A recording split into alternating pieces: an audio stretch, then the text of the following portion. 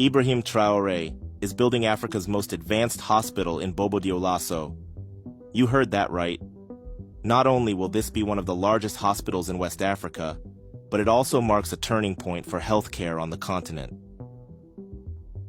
Stay with me as we dive deep into the details of this extraordinary project, why it matters for Burkina Faso, West Africa, and the entire African continent. Be sure to subscribe and hit that notification bell, so you don't miss the updates we'll be bringing you as this monumental hospital approaches completion. Why should you care about this hospital? Well, let's start by considering a question. Why do so many African leaders seek medical care abroad?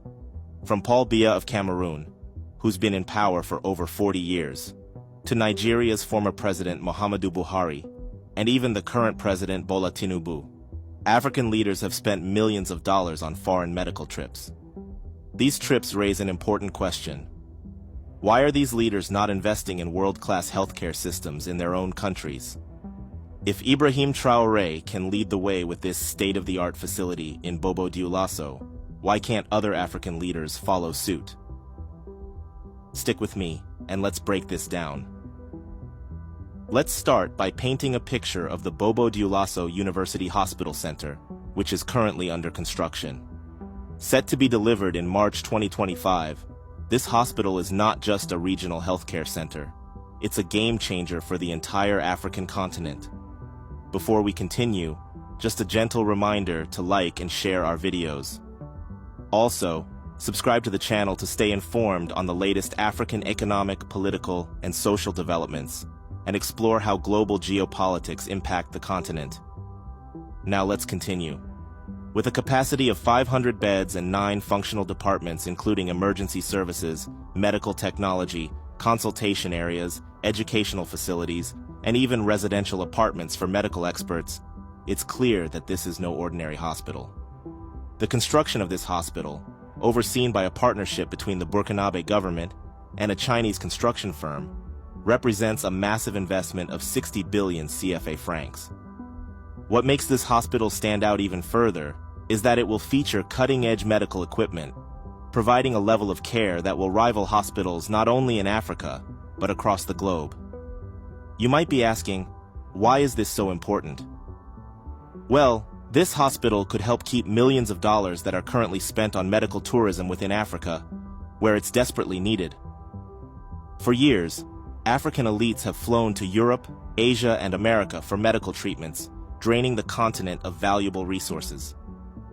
Ibrahim Traore's vision for this hospital is to change that narrative.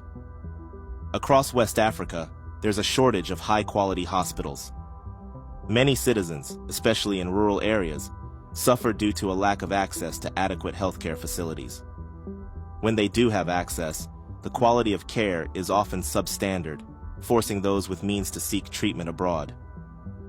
Let's consider the case of Cameroon's President Paul Biya, who just returned from yet another medical trip to France after spending 2 months there. Biya has been in power for over 40 years, yet Cameroon still lacks a world-class hospital. It's not just Biya. Buhari spent a year of his presidency in hospitals in the UK. And now, Tinubu frequently visits French hospitals for medical checkups. So why is it that countries like Nigeria and Cameroon, with all their resources, have failed to build such hospitals? The answer may lie in a lack of vision, mismanagement, or simply misplaced priorities. But in contrast, Burkina Faso, under the leadership of Ibrahim Traore, is showing that it is possible to build top-tier medical infrastructure in Africa. This brings us back to the Bobo-Dioulasso University Hospital. Not only will it offer world-class medical care to the people of Burkina Faso, but it will also serve as a training ground for future doctors, nurses, and medical professionals. This hospital will help stem the brain drain that has seen many of Africa's brightest healthcare professionals leave for better opportunities abroad. Now, let's talk about how this hospital fits into the broader context of West Africa's fight for true independence. As we've seen, the Alliance of Sahel States, AES, which includes Mali, Burkina Faso, and Niger, is actively working towards breaking free from the neo-colonial grip of France. Ibrahim Traore, along with his counterparts in Mali and Niger, is leading the charge for real sovereignty, not just politically but also economically. Building this hospital is more than just a health project. It's a symbol of that sovereignty. It's a message that says, we don't need to rely on foreign countries for basic needs like healthcare. We can build our own world-class facilities right here. Think about it.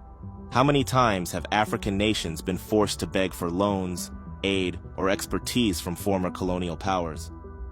Ibrahim Traore is proving that this dependence is not necessary. The completion of this hospital is not just a victory for Burkina Faso, but for the entire AES coalition. It stands as a beacon of hope for other African nations, showing that with determination and smart governance, Africa can achieve greatness on its own terms. One thing that stands out about the Bobo Dioulasso Hospital is the speed of delivery. Construction began in February 2022, and now, in less than 2 years, the hospital is almost 80% complete.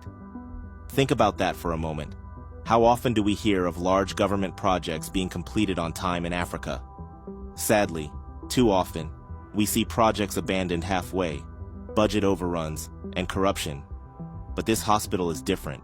It's a testament to the focus and commitment of Ibrahim Traore's government. During a recent site visit, the Minister of Health, along with other high-ranking officials, expressed satisfaction with the progress. They noted that the execution rate is at 80%, with only 73% of the allocated time used so far. This means that the hospital is ahead of schedule.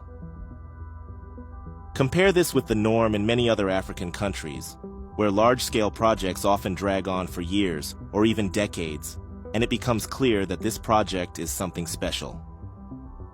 Let's now talk about the many gains this hospital will bring to Burkina Faso and the region.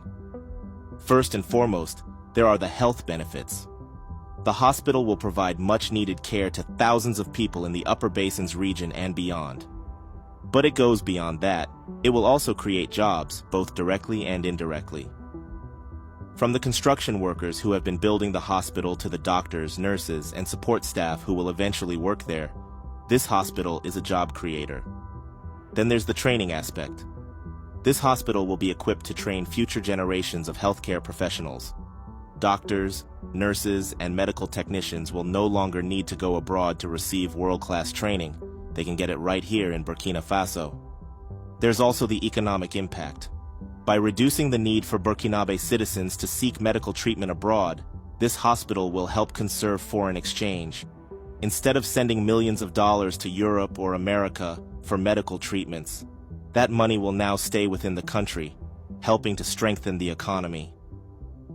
Finally, this hospital will stand as one of the top 5 biggest hospitals in West Africa, depending on the criteria used.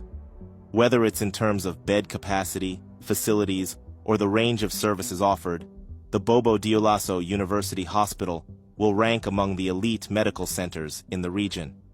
It's worth taking a moment to reflect on the man behind all of this, Ibrahim Traore.